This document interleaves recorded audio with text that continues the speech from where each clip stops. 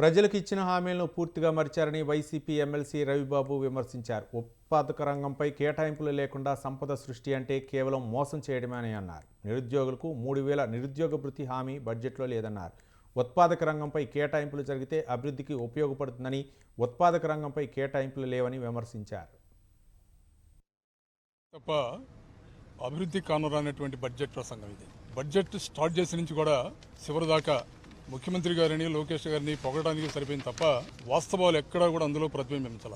ఎప్పుడైనా సరే బడ్జెట్ అనేది భవిష్యత్ తరాలకు సంబంధించినటువంటి ఆలోచనల పట్ల క్లారిటీ ఉండాలి. అన్ని రంగాలలో కూడా క్లారిటీ లేకుండా కేవలం 3,26,000 కోట్లనే అంకెలు చూస్తున్నారే కానీ రైతాంగం కానీ, మహిళలు కానీ, నిరుద్యోగులు కానీ, ఉద్యోగస్తులు కానీ, ప్రధానంగా వెనుకబడినటువంటి వర్గాలు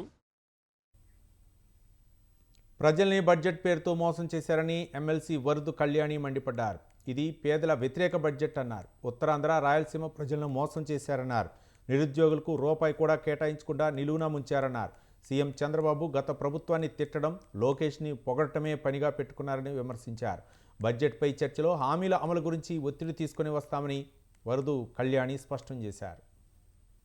ఇన్ని పథకాలు సూపర్ 6 అంటూ ఆ రోజు ప్రవేశపెడతామని ఎన్నికల టైంలో హామీ ఇచ్చి ఈరోజు ఏ ఒక్కటి ప్రవేశపెట్టిన పరిస్థితి. అసలు వీళ్ళు ఎందుకు అధికారంలోకి వచ్చారు? గతంలో జగన్మోహన్ రెడ్డి గారు ఎంతో చక్కగా పరిపాలించేవారు, ఎన్నో పథకాలు ఇచ్చేవారు. వాటికంటే డబల్ ఇస్తాము, అంతకంటే ఎక్కువ మేలు చేస్తాము అని చెప్పి ప్రజలు నమ్మించి ఈరోజు అధికారంలోకి వచ్చారు. కానీ వీళ్ళు మేనిఫెస్టోలో పెట్టిన ఏ అంశాన్ని కూడా అమలు చేయని పరిస్థితి క్లియర్గా అర్థమవుతుంది. ఈరోజు మహాశక్తి పథకం గురించి అయితే అప్పుడు ఎన్నికల టైంలో ఎంతగా గొప్పలు చెప్పుకున్నారు. కూటమి సర్కారు అధికారంలోకి వచ్చి ఏడాది అవుతున్నా ఒక్క ఐఆర్ కూడా ప్రకటించలేదని ఎమ్మెల్సీ చంద్రశేఖర్ అన్నారు. నిరుద్యోగ భృతి గురించి ఎక్కడా మాట్లాడలేదన్నారు.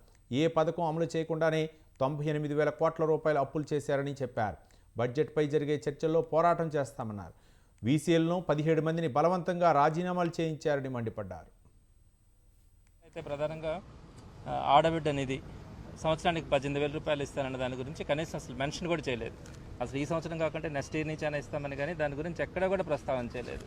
అదే జగన్మోహన్ రెడ్డి గారు అయితే దానికి చాలా వాల్యూ ఇచ్చినారు.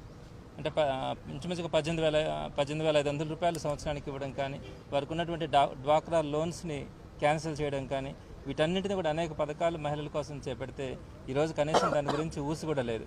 సో ఇలా మిగిలినటువంటి పథకాలలో కూడా చాలా విపరీతమైనటువంటి కోతలు కూడా విధించినారు. సో నేను దాని గురించి ప్రస్తావన